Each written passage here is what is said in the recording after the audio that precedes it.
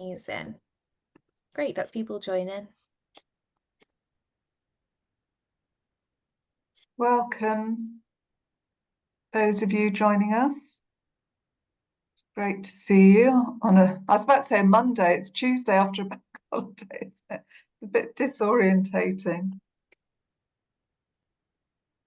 If you're able to, do put your cameras on. It's just so much easier for Cheryl and I if we can see your faces and see your reactions. And also it'd be great if you could introduce yourselves in the chat. Oh. Hi, Janice, I can see your face. Lovely to see you. Hi. Apologies. I'm not very good with Zoom. It's coming up with Janice, but that's not my name because someone had used my laptop. My name is Blessing. I'm not sure how to change Oh, I it. see. What's your name? My name is Blessing. Blessing, not Janice. Not Janice, please. Thank you. Okay, thanks, Blessing. Now I can't remember how to change your name. I think You can change it. There's if you hover over your face lesson on the screen, there's 3 dots that are going to appear, and on there it's going to say rename, so you can just add your name in. Yeah. Oh, thank you so much. Yes. No worries. I mean, we're quite a small group. We've got 11. We do have 23 booked on to join us. So I may as well start and introduce the session. I'm so pleased to have you here with us today.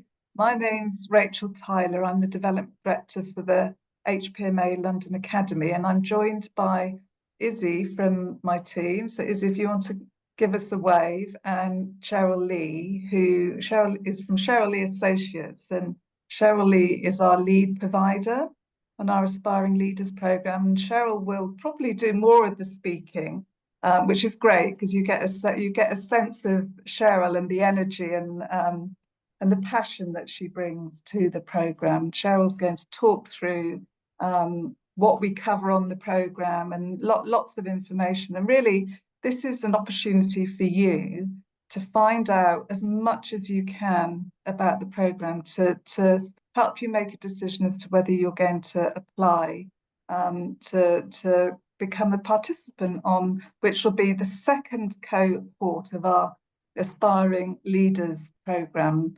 And I'll give you a bit of sort of background and history to that. But before I do that, given that we're here talking about careers and the next steps in your career, I thought I'd just share a bit about myself. I'm Development Director for the HPMA London Academy, and I've been in that role, can't believe I'm saying this now, for over 10 years.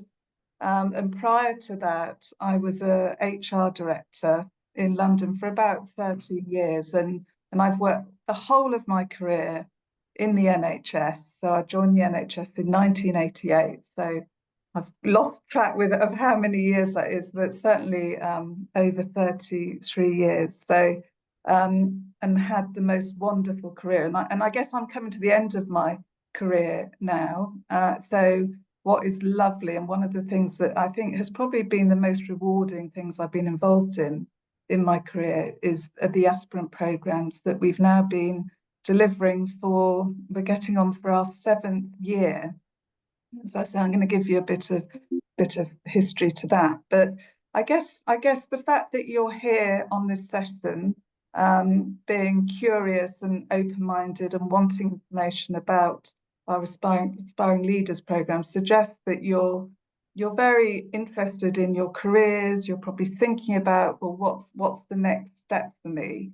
And this is an hour for you to give some time and thought to yourselves and your career, and really importantly, I guess, how you can achieve your potential in your career wherever you are. And you'll all be at different stages and have spent different lengths of time in your current role, in your history of getting to the role that you're in. And you might well have worked in a number of different sectors, not just in the NHS, but you're all here with the same purpose of really thinking seriously about, well, what's the next step in my career? How am I going to make that step?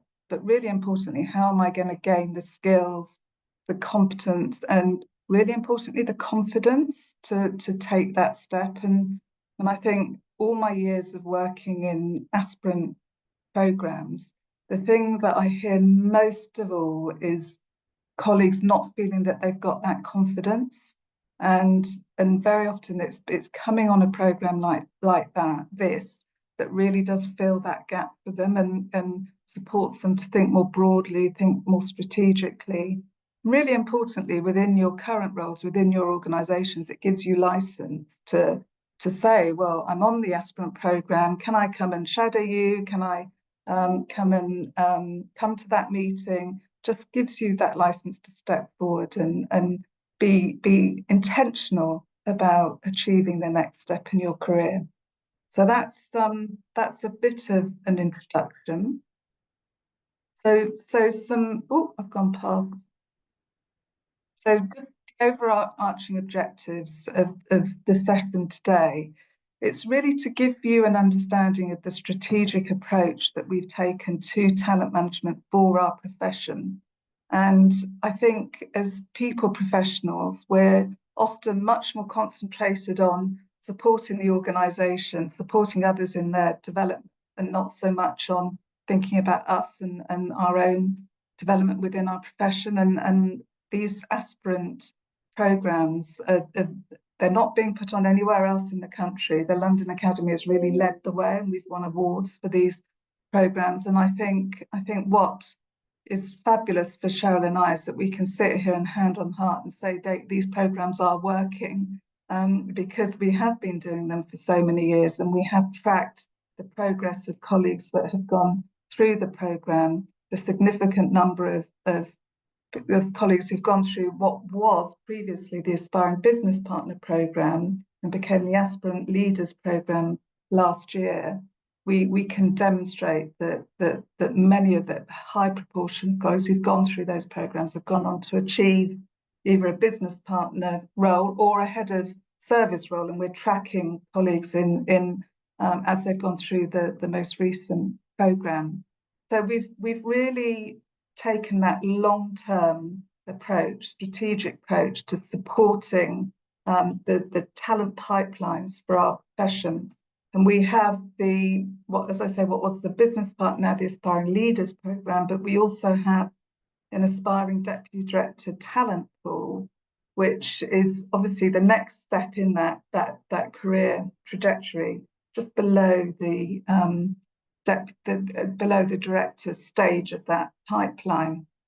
What has been so satisfying is seeing colleagues that have gone through the Aspiring Business Partner Programme that are now applying to come onto the Aspiring Deputy Directors Programme. And from that programme, we've had 6 colleagues who've now gone on to become CPOs. So it is a really great achievement, the colleagues going through that, through the whole pipeline.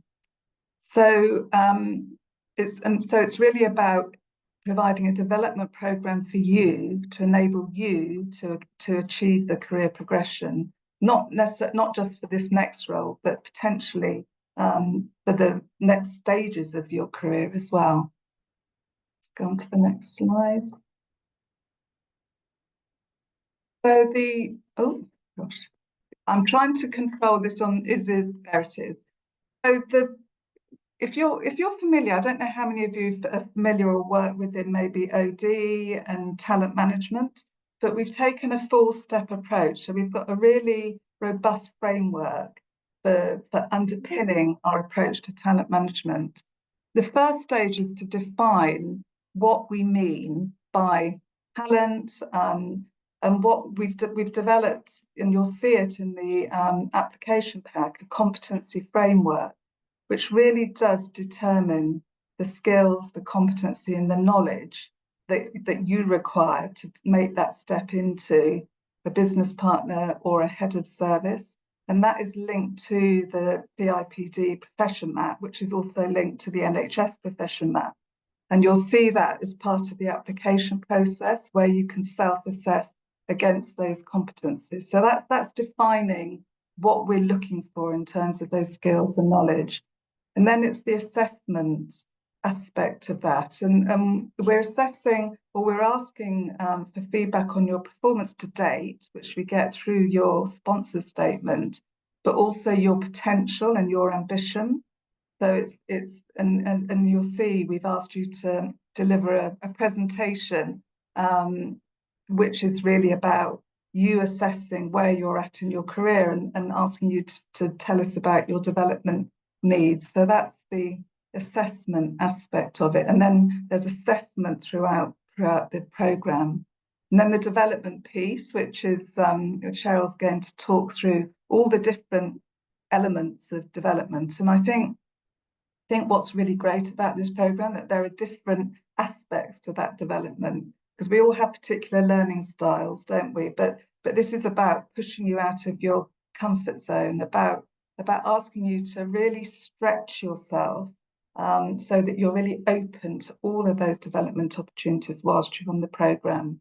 And then hopefully at the end of it, it's about deployment, about you being successful in taking that next step in your career. And for those of you that are on the programme and alumni from the programme, we always share all the vacancies that come up. And I know at the moment we're a bit constricted, aren't we, with all of the changes going on. And I think that's even more of a reason for you to take your development seriously. So our learning objectives for the programme, it's about increasing your self-awareness, and Cheryl will go on to talk about the 360. I think I'll say on Cheryl's behalf that one of the things she's really fabulous about is providing feedback, but doing that in a really safe environment. And you also have the learning sets on the programme, which is a fantastic way of developing those trusted relationships with your colleagues to be able to give each other feedback. So it's also going to enable you to understand and strengthen the skills and competencies required to work at that more senior level. And I've already talked about the competency framework. And again, really importantly, to reflect on and understand your leadership style. The number of interviews I've done over the course of my career and asked colleagues to describe your leadership style, and people have really struggled. And particularly if you're stepping into a more senior managerial role, it's so important that you're able to articulate what is it that makes me uniquely me in the way that I want to manage and lead my team. So that's a really crucial aspect of it. And then also being able to understand those strategic drivers that affect the future of health and work. It's very easy, isn't it, in our roles to be head down and not really thinking about the broader strategic context that we're working in and how what we do really impacts on patient care at the end of the day. And if we can support you to join those strategic dots, so you're much more confident to operate in a strategic environment and take your space in that way, I think that's a really important aspect of the programme. And then how you understand and test those new skills and knowledge. And we've done that. We've introduced in this programme a concept of lines of inquiry, which Cheryl will also describe. The eligibility for the programme. So it's for those that are deemed to have the potential and the ambition to move into either a business partner role or a head of service role in any functional area in the next 12 to 18 months. And I said that we'd originally delivered a business partner programme, whereas we decided, and based on feedback from CPOs across London, that there was a real gap in developing those broader leadership skills to give you the confidence to take that step either into a business partner role, which is such a critical role within the people function, or as a head of service across any of the functional areas that you might currently be working in or aspire to work in the future. So we anticipate that you will currently be around band 6 or 7, but we might have some people interested in programme at band 8A. I don't want to get too hung up on bands, but it just gives you an idea of where we're pitching this programme. And you're required to have the support of your line manager or a director as a sponsor who are also supporting you financially for the programme, which is the £2,000 for the cost of the place on the programme. And I know that is really good value for the amount of input that you will get over the next year on this programme. So, Cheryl, I'm going to hand over to you to talk about the programme in more detail. Thank you. Thanks. Right, to get me in the zone today, because it's the day after bank holiday and I've already been back to back in meetings and warnings, I'm sure you guys have as well. I thought, oh, I'll just have a look at the evaluations from the programme that we ran last week. So last week we ran a module on kind of being change ready, and that's about actually, as HR professionals, we kind of have to lead change for others, but also we're subject to change, aren't we? And in our group of 20 people last week, 5 people were at risk. So the evaluations were interesting. So somebody commented here, right on time. And then another evaluation said, thank you for such a therapeutic and informative session. I got so much from it. And someone else wrote, I've enjoyed all of the modules so far, but found today particularly helpful because it's so relevant to the current situation in the NHS. So what we try and do is create an environment where firstly you feel at home. So the group that I'm working with at the moment, they've got one module left and I'm going to miss them so much. They've really connected together as a community. They get on really well, and we've got a real mix of people in the group. So there are some people that perhaps have only worked in HR a couple of years, that are graduated from university, and you know, they're really focused. They really want to kind of move onwards and upwards, but don't actually have so much of the work experience. And then we've got others in the room who have kind of never done any formal study, been in HR for a really long time, bring oodles of experience with them, but don't know kind of the theory. So what I'm trying to do is work with lots of different people that come from a variety of different backgrounds and say, okay, let's add some of the rigor, some of the kind of the research and what the evidence says. Let's look at your experience and let's look at what you're thinking and how you feel. So that's kind of the approach that we take.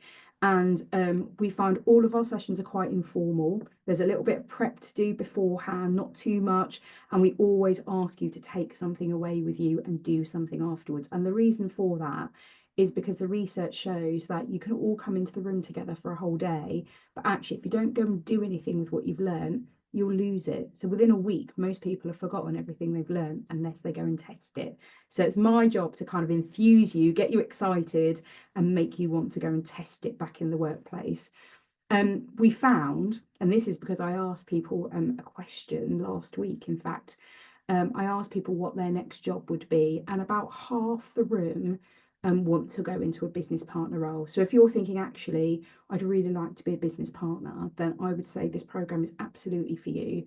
But if you don't want to go into a business partner role, you'd maybe rather go into a head of service role, maybe an ER specialist role or a head of resourcing role or something like that, then this is still for you. We come at it from both angles. So if you get on the program, basically you'll be stuck with me for a whole year.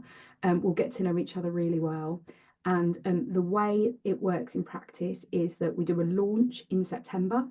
And at the launch, we set you up to run a 360. So for most of you will know what this is already, but just in case there's somebody in the room who doesn't, a 360 is basically an appraisal process where we ask your line manager and more senior people, anybody that reports into you, your peers within HR and perhaps some of your customers, their perspective on you. And what we've done is we've created questions to make sure the 360 is really specific to the competency framework that we use.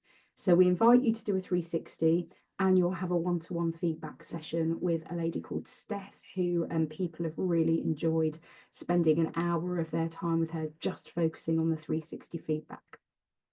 We then run a series of modules. There's 5. I'll go into the detail of those in a minute. But in between each of the modules, we have an action learning set. So if there's 20 of you, we run 3 learning sets. You'll probably be in a group of 6 or 7, forgive my maths here on a Tuesday morning. So you'll join an action learning set virtually And during those learning sets, you basically bring a problem with you from work, bring a challenge, bring something you're mulling over, trying to do differently. And we unpick that with you.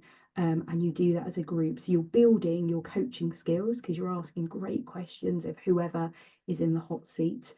And if you are in the hot seat, you're creating a plan for something that might be tricky or difficult that's going on at work. We create what we call some lines of inquiry, and what they are specific things you have to take away after each module. So there might be in the module a light bulb moment where you think, oh, I haven't thought about that before. I'm going to go and try that. And what we do is we get you to set up your line of inquiry, go away and test it, and then write it up. No one's looking at the write-up, but it's just so that you have written it down somewhere. So in 5 years' time, you can go back and look at it and go, oh yeah, I did that. What did I learn from it?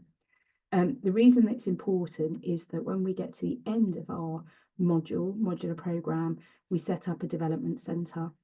And what that is it's a bit like a mock interview process. So if you're going for the next level of role, there'll be a mix of things that you have to do on the day. So you might do a group exercise or a bit of a role play, and then importantly, an interview for the next job. All of this is set up in a really safe environment. So you're working with observers who have been through a program a bit like you, and they know how to give really good feedback. It's really developmental and focused on giving you the support and information you need in order to move on to the next level. So all of our modules are based on the HPMA competency framework, and you should be able to look at that as part of the application process. Now, I like to describe this in a really simple way. The competency framework basically has a left-hand side and a right-hand side. So in order to get on the programme, you'd expect to be at the baseline, which is on the left-hand side. By the time you finish the programme, I want to have stretched you. So for those of you who are perhaps CIPD members, you might be an associate member at the moment. By the end, what we want to see is that you'll be pushing towards chartered member level or level 7 level, if you haven't got that already. If you haven't got CIPD membership, don't worry, you don't need it. But I always say, if you're looking for a new role and you're looking for promotion, it's always helpful to have it because people are looking for it. But it's your call whether you go for it. The competency framework also looks at core knowledge and behaviours. So we concentrate quite a lot on knowledge and behaviours as well. So I'm just moving screens. Hang on one second. So let me tell you a little bit about the modules. I've loved delivering these modules this year, and the feedback's been really good. But we always take on board the feedback from the previous group. So for example, we didn't talk much last week in the change module about how to handle change fatigue, how to get ready for kind of the next change. So I'm going to build a little bit more of that in next time for yourselves. But we look at really important subjects like, actually, who am I? What type of leader do I want to be? Am I ready for promotion? Is it, are there benefits to staying exactly where I am for a little while? We look at the role of the people profession in improving health and healthcare. I connect our role in HR back to the public health agenda a lot, because I think actually, we've got a really important job in terms of improving health of our local community and the people who work for us.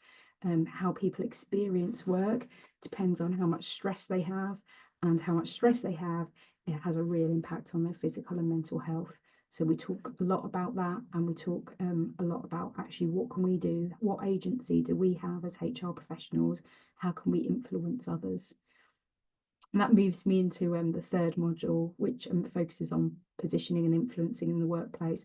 We have loads of fun with this module. So we look at the different ways of influencing others. We look at like times where we want people to see things the way we want them to see the world, but they don't, and how we can kind of address that. So we look at psychology of others. We also do things on positioning. So that is like when, I might not need to influence this person today, but I want to position myself and my relationship with them. So on a day that I do need to influence them, that door is open and they're going to listen to me. So it's a great module, and people always walk away going, I'd never thought of things like that. So it really gets you to open your eyes and ears to new ways of thinking. We do a module on change, which, as I mentioned, we did last week, and then we finish on what the future of health and work might look like. And that's about you being ready for, you know, all things digital, AI. Dare I say, I'll be working into my 80s by the time we all get our pensions, by the time we get a bit older. But, you know, what will the future of health and work look like? What does it mean for our roles? What does it mean for our career progression? Because a lot of the work we're doing today, it just won't be there in a decade's time, or we hope it won't be anyway. So the 360-degree appraisal I've just mentioned, so you'll do a self-assessment. There'll be, importantly, assessments from your colleagues and customers, and we'll talk about it in a bit more detail once you're on the programme. But the important thing for me is, don't just ask your friends to give feedback. It's around getting people that you really respect, but who might not, you know, always agree with you, to share their feedback with how they think you come across in the workplace. And the more feedback you get, the more rounded it is, and then we can work with that. And then what you'll do is you'll say, okay, these are the key things that I got from my 360. How do they then fit into my personal development plan for the year? And you can agree that with your line manager in the workplace. I've mentioned the learning sets. The only thing I want, in addition, that I want to mention about the learning sets is that there is we have a special learning set in March, which we do in London. So you come in with your group and we ask you to present. You have to do a 5-minute presentation on one of your lines of inquiry. Everybody hates it. Everyone's really nervous. You get a lot of like panicked, like, you know, messages a few days before, so on and so forth. But when they leave the room after presenting, they're absolutely buzzing. And the reason for that is that as a group, we look at what was really good about your presentation style and what could be even better. And it's not often in life where actually you get to spend a little bit of time, 15-20 minutes, just on you, just getting feedback. So you can tell already I use 200 words when I could use 20. You know, I would get that feedback. We talk about actually the level of eye contact you make, how you're standing or sitting when you're presenting. We don't really look at content. We're looking at your style and how convincing and compelling you are. But that's really good for an interview, and also really good if you need to present in the workplace. So that's something that we built in last year that we've had really good feedback on. So the work outside of the module, what should I say about this? First things first, no one's marking your homework, but if you don't do it, you miss an opportunity. That's what I always say to people. And you will need to present on the lines of inquiry on 2 occasions. So at the end of each module, we just give you a few minutes to think about, okay, what was your light bulb moment? What do you want to learn a little bit more about? What are you going to take away with you? And then back in the workplace, it might be that you use this program to go and open a door, to go and talk to somebody you wouldn't normally talk to, or perhaps shadow somebody, or go and interview somebody about a particular subject. So there might be somebody in your organisation you think is really inspiring and really brilliant at leading change. You could go and interview them and say, well, what is it that you do? You know, how do you prepare for these change meetings? You know, those sorts of things. And then you would come back and present back to us what you'd learnt. At the development centre at the end, you're going to be asked to present particularly back on one of the lines of inquiry. So that will encourage people to do them without me marking people's homework, if that makes sense. So you probably can't see this slide because it's pretty small. But just to say that the pink ones are just the beginning and end. So the pink ones are about the selection process and the development centre at the end. The light blue are the contact time where everybody's together. So we have a launch that's virtual, and then each of the modules is face-to-face, and that it's in a really lovely building. Come, if not nothing else, for the tea, coffee and biscuits that are provided by the law firm that we work with. The room's lovely. It's just off Liverpool Street Station, and as you get to know each other, you'll probably stay for drinks and things afterwards, which is always lovely to know that people are going out afterwards. In fact, everybody went for a KFC at lunchtime last week, and I was a bit jealous of the smell when they all brought their KFCs or their bentos back. But there's a really nice sense of camaraderie that comes from people getting together with each of the modules. And then the dark blue modules are your learning sets. So you'll be in smaller groups. There's 3 groups in total. And we just try to make sure that if there's more than one of you from your organisation, we'll separate you out so that you're not in the same learning sets together. So if that's a worry that you've got, don't stress. So immediate action. If you're thinking about applying and thinking, oh, I'm not sure, am I ready? You know, am I good enough? I would say ignore all of those thoughts and put in an application anyway, because who knows, you might just get on. So, you know, if you're worrying about that, don't. The funding is £2,000 per participant. I always tell the HPMA this is really cheap. I went on a programme a bit like this quite a long time ago now, but it was 4 times the cost. So if you're worried about asking for the money back in your organisation, I would say don't worry, you're not asking them for £2,000 out of their back pocket. It's organisational money, so you know, you just have to be brave, ask.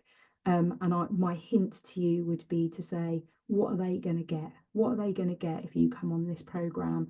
What is the benefit to the organisation as well as to you in terms of your career development, but also you'll be thinking differently and be able to think about projects that you're working on in the workplace. So if you're needing to position it and influence it, always think about what they're going to get for it. I would put all the diary dates in your diary now, even if you're not sure whether you're going to get on and you think, oh, I'm not sure about this, put them in the diary. It's easier to take them out than to put them in later when you've booked a holiday over them and you're going to miss a module or a development centre, because once you're in, it's good to come to all of them if you possibly can. So submit your completed application. Don't worry if you've never done a video before. I hadn't either. It's fine. Find a young person to help you if you need to.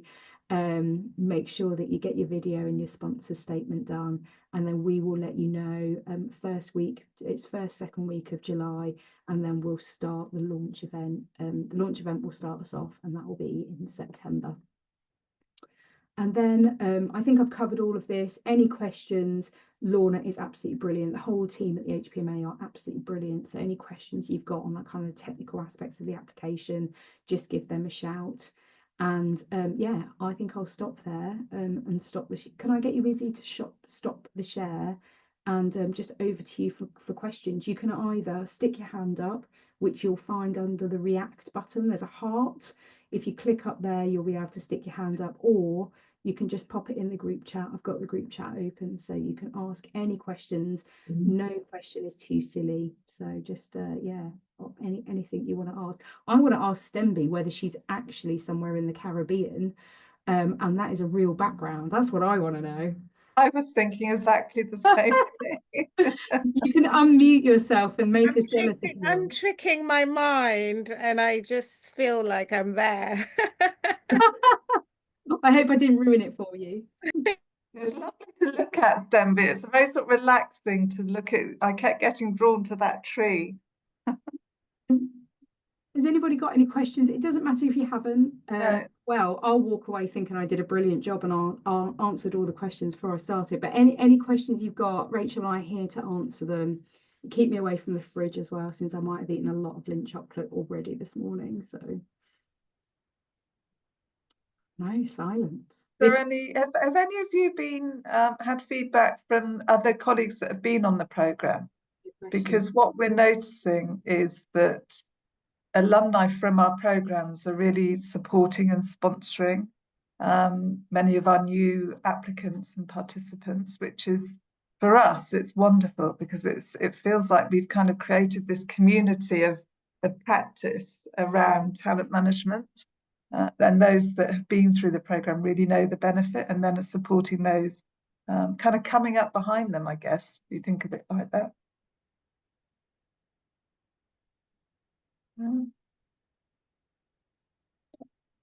Any thoughts or questions? Obviously we have done a really good job, Cheryl.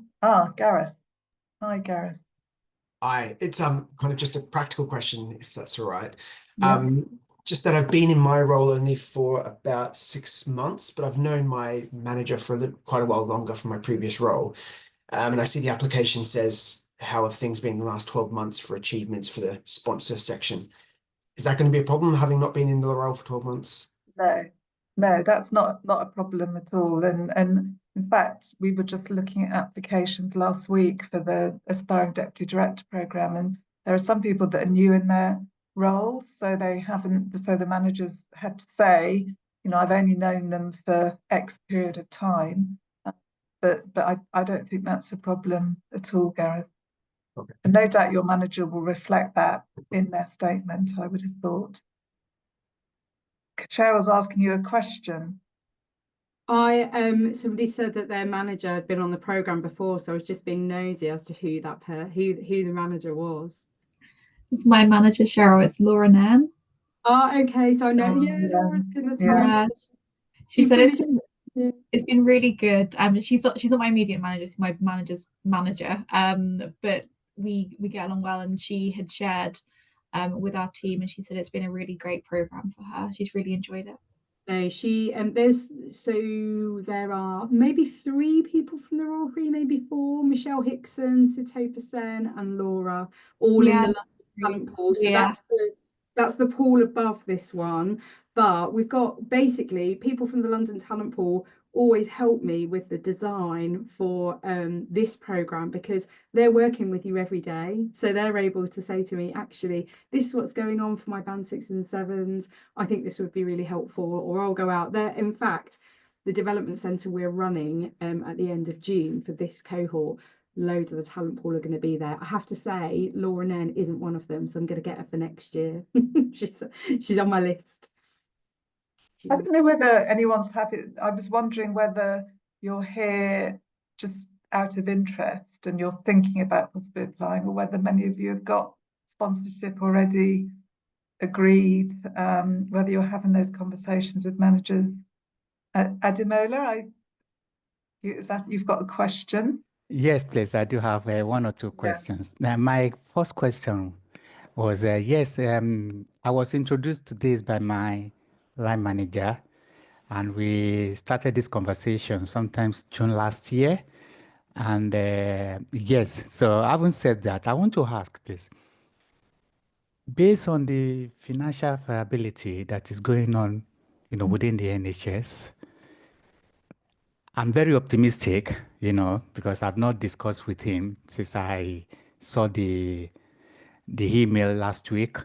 Would there be a problem if they said no, they are ready to kind of release me to, participate in the program, but if they said the aspect of financial stuff, will I be okay to self-sponsor myself, but they will give me the back end? That's my first question. The second question is, do we have, how many participants are you looking for to take for this present cohort, please? Those are my 2 questions. Thank you. Thank you, Ademola. Where do you work, Ademola? East London NHS Foundation Trust. Oh, right. Yeah.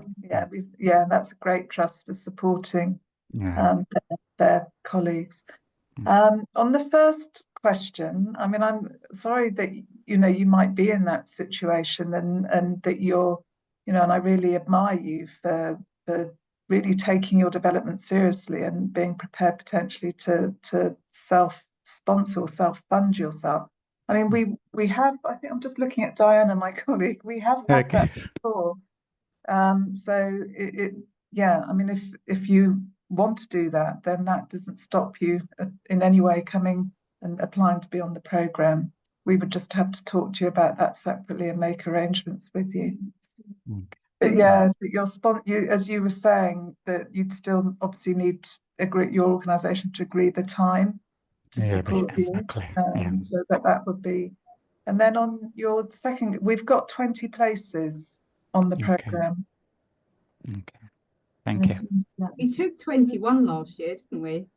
Yeah, we did. Okay. We did. But yeah, it is 20. I mean, ideally, we're aiming for 20 for the programme.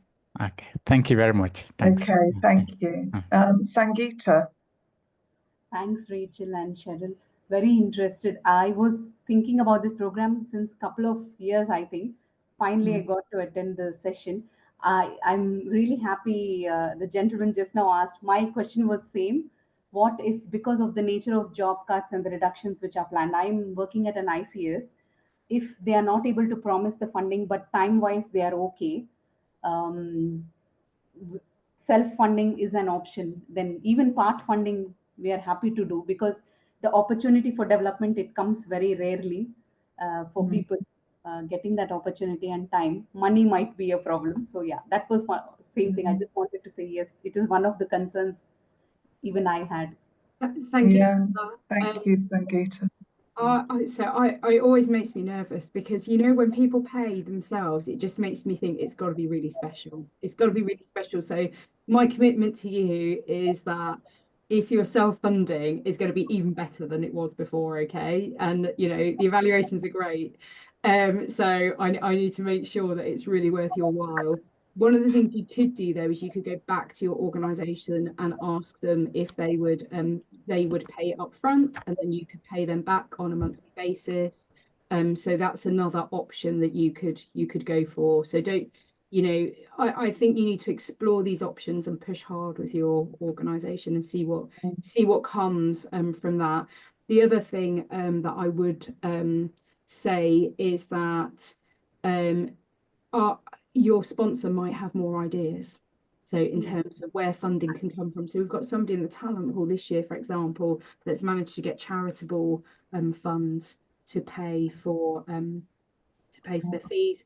I've got somebody else that's moving organisation at the moment, and they've got partial funding from one organisation and partial funding from another organisation. So there are all sorts of ways, but I would say be imaginative. Bold and imaginative. Yes. And that was partly my reason for asking, because I'm really conscious that, you know, we're in the most tricky financial situation that I've ever known in the NHS. Yes. And Cheryl was saying 5 participants. Was it 5 or 6, Cheryl? 5 5 of the 20 that were program. Yeah, are at risk currently. So you know, we're under no delusions about how challenging and tricky, difficult things are for you, for a number of you, I'm sure. Yes, thank you so much. That is good. We have some options. We can just troubleshoot that with the sponsors. So that's very helpful to know. Thank you so much. Right. Thanks, Sangeeta. Any other questions? No? So you're going to get on and complete your application forms now and do your video, your presentations to your... I always might think that for me, that would be the hardest thing of all. Okay. I'm just checking across. I can't see any. There's nothing else in the chat either. So I think should we pat ourselves on the back? Yeah. From my perspective, it's lovely to meet you all, and I really hope that I get to meet you again and see you in person when we start in September. Brilliant. Thank you so much, everyone. Enjoy the rest of your day. We've got one other question. Hang on. Blessing. Hi. It's just a very quick one. They seem to have been obviously banding. They have been talking about the banding. I am quite on a higher band than what is stated there. Will he be of any relevance to me? Because I think the last thing I want to do is to join in and then there's no relevance for me on this. Do you want to... Yes, Cheryl, do you want to... You're going to ask the question, aren't you? So what band are you? Is that where you were going, Rachel? No, I was just going to say you could hold on and we could just have a chat with you, Blessing, about that if you like. Okay. Because I don't think anyone else is, unless anyone else is in the same boat. I don't think so. Emby's asked to stay on as well. That's fine. Yeah. If anybody wants to stay on to ask questions, that's fine. Take care, those of you that are leaving. Enjoy the rest of your day. 4-day weeks are always harder than 5-day weeks. So just when you get to Friday, pat yourself on the back. Take care, everyone. Lovely to see you, and we look forward to your applications. Thank you.